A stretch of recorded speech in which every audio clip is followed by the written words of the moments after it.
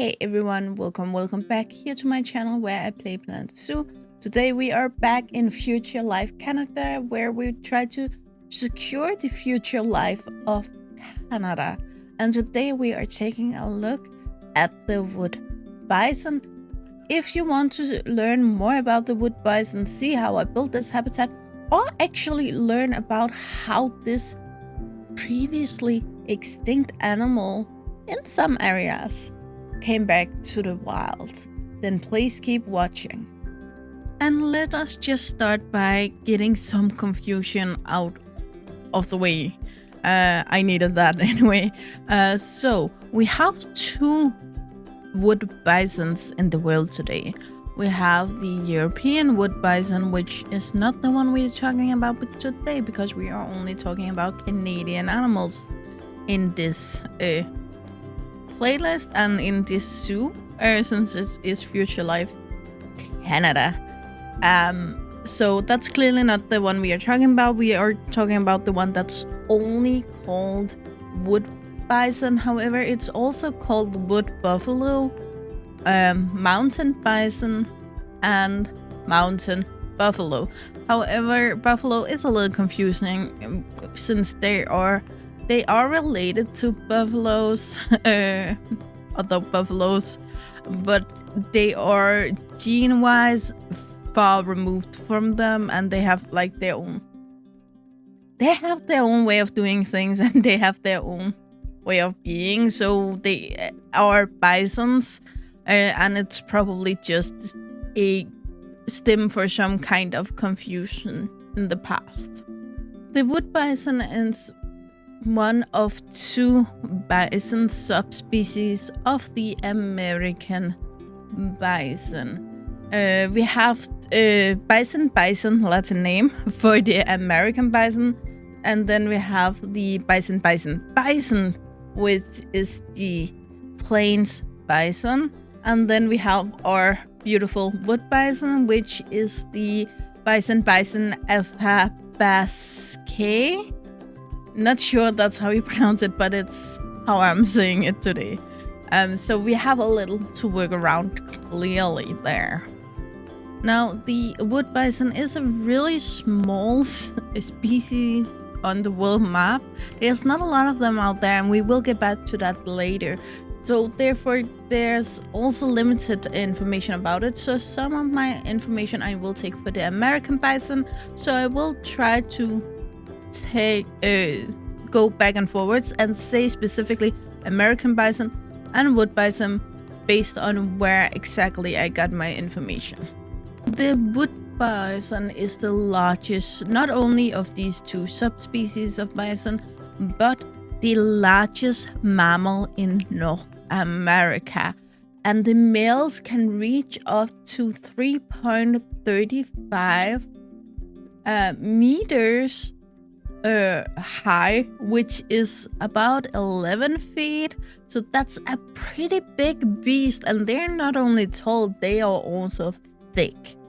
However, though they are heavy, I actually thought they would be heavier, since they can grow up to 1.2 tons, which is not that off. A lot of the domesticated cow species that we use for meat and such are heavier than that. It is around 2,600 pounds. There is, however, also a few other ways you can tell the wood bison and the plains bison apart. One is the hump on the back. The wood bison have it in front or more forward than the front legs, and therefore it's very easy to see this giant hump, where the plain bison have it further back, right on top of the legs or over the legs, and it's smaller, so it's actually seems like it's not even there all of the time.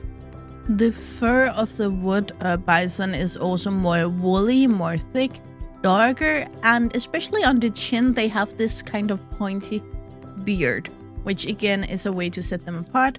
Furthermore, the plains bison is almost famous for this idea that they have more fur on the front, and it looks like a cape, and then almost no fur on the back end, where there's still more fur in the front on the Wood Bison, but it's more like a ombre effect or something like that. So you can see that it's just fades out instead of having this cut off like the plains have. The American bison lives both in Canada and United States, but there's not a lot of places when you look specifically into regions. Then it's Alberta, Ontario, Manitoba, British Columbia, Saskatchewan, and Northwest Territories. I'm so sorry, I butchered pretty much all of that. They do live in the cold biome, cold climate zones, which I think most of us counted on, but they do also live in the temperate climate zone. For biomes, we have a lot to work around. We have like the obvious, the prairie, the grassland, the savanna, but also like agricultural, scrubland, mountains, riparian, and wetlands. And then there is the Wood Bison, and they do like to live around foresty areas, not in forest, but around foresty areas where there's a little less cold wind. I decided to go for this. Of course, we have the mountain here, but also work with these trees I already used around the moose habitat and just continue that as a barrier. So you will see I will build that here in a second, I believe. While we talk about the habitat, also I continue on this way with the stone edge, and we will also, I promise, in the middle on the other side where no guests can see them yet, I do plan to do something so the guests come up in a height so they can see, but I will build that later on. But trust me, it will be there. The house itself, I just wanted to make this kind of old but strong looking building. Like this is kind of a shelter that would withstand a ice storm basically, or a hurricane, and keep our beautiful animals dry if they want to. But again, this is a place where we would want to be able to re-release the animals later on. So therefore, it's important that it's not isolated or anything like that, because we don't want the animals to be used to having a nice and hot, heated home they can go into. We just need them to be aware and able to survive in nature as it is, and not account for human assistance at all. And this is, of course, Future Life Canada. However, I already gonna break that rule, because I thought, stupid as I am, I thought Alaska was a part of Canada. It's not. I am aware of that now. I learned that today, and I'm sorry about that. But I already read the story beforehand, and I love the story. I think this is really a story that I think everyone should hear, especially people who care about animals, because this shows that the fight is not for nothing. And I will just say, when we look at the IUCN Red List, a lot of animals are not extinct simply because of the fact that there may not be a lot of them right here, but if you go to another country, there's plenty over there. And therefore they are not listed as extinct or endangered or whatever, because you look at the big picture according to the IUCN Red List. Furthermore, it's not always that the IUCN Red List takes subspecies seriously and therefore just group them all together, which I kind of understand, because it is a huge work they are working on. But at the same time, it does mean that the Wood Bison don't have its own spot on the IUCN Red List. So it's grouped in with the plains as the American bison. And according to the IUCN Red List, it is a near threatened animal. They have two listings on IUCN Red List if you actually go in on their website and look at it. I will link it below, but they were listed as near threatened as for 1st of September 2016. However, they also have a marking that is different, and it was updated the 21st of July 2022, so this is much newer, but it's not the same scale. So here it states that the numbers are critically depleting, so the numbers are going downwards fast. Anyway, that's the listing for the American bison, and just keep in mind that's grouped in both plains and wood bison. We are also looking at a fourth website today, and that is Alaska Wildlife Conservation Center, and they have an article called Wood Bison Restoration. Again, link is in the description in case you want to read about it, because I do not have time to go about all of this. They are also like a place where you can actually go and donate and put some money into this. So if you hear something you like, you want to put your money into it, you can certainly do that. And they also have a shop, so if you want to get something out of it, not only give money but get something back also, you can also do that. However, they do only ship to the US, sadly, not even to Canada. They only ship to the US, so keep that in mind.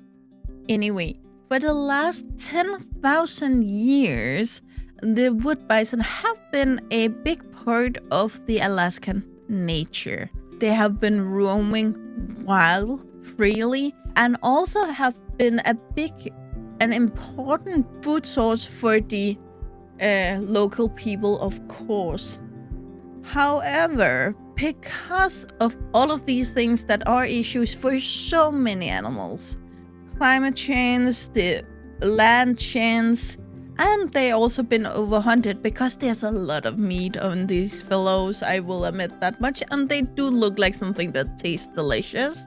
But that also means that the last wood bison seen in Alaska were in the 1900. I'm not sure how you say that in English, but 1900 is when you saw the last living wood bison in the wild in Alaska. And that's bloody terrifying. They had so big numbers and they were everywhere, and now they were just gone. And think about it, it's 123 years ago, so it's not even like an old thing, but already distinct and forgotten, just like the mammoths or the dinosaurs. However, Alaska is a big area. I've never been there, but I heard it's big, and therefore just because you haven't seen an animal lately, it doesn't mean that you just yell that there's nothing left. It just can be that you simply didn't see them, and therefore they actually wasn't declared officially extinct for 41 years. 1941 was the year that they were officially declared extinct in Alaska. Nowadays, a quick fix would just be to fly them in from other places. But the thing is, if they already been going extinct here in Alaska, then would it help just to put out some new that would also just die out the same way? There's a reason why animals die out, and if we can't figure out why, it doesn't help just to put other animals in the same situation. So it really seems like all hope was lost for about 16 years. But then a small herd were actually found in Alaska of wild wood bison. And this was, of course, a miracle. And this motivated a lot of people to actually start working on, okay, well, how can we save these so they don't actually go extinct? Because we don't want that. We want our wood bisons, and I'm pretty impressed with that, to be honest. However, even though we now have the hope that this can happen, it takes a lot of time. You need money, you need people to help you, and you need just the right animals, of course, and a lot of things to just line up to actually be able to make all of this happen. So nothing really happened before 2003, where the Alaska Wildlife Conservation Center was deemed perfect fit for housing these 13 wood bison, which were pretty much young individuals, all of them, and they came from Yukon. And then these 13 individuals just were allowed to stay there at the Alaskan Wildlife Conservation Center and just have fun, breed, grow in numbers. And then nothing else actually happened before 2008, where a second herd of 53 bisons from Canada was transferred to the center. And this is where a place like mine, Future Life Canada, could have been providing, of course, these individuals. Though the difference here is that my center here is in a computer, and the one that actually sent these were in real life. So yeah, keep that in mind. But besides that, it's amazing to see that a place like the ones I'm building here actually could make a difference. In 2014, something actually helped political, since the wood bison were declared non-sentinel experimental population under the 10J section of the Endangered Species Act. This basically means that this is a group we are really much careful with, and furthermore, it also allowed the Alaskan Wildlife Conservation Center to actually release these wood bisons that they have been homing for a while at this point. Which means that the year after, in 2015, 100 wood bisons consisting of females, calves, and juvenile bulls could actually be flown to a landing strip in Shangeluk, Alaska, for a soft release, which means that they had made a large enclosure in the area where you would release them first. They will be allowed to stay there for a while, and then you will open the enclosure later so they can go out on their own. But just to make them get used to the area, sounds, how cold it is and such.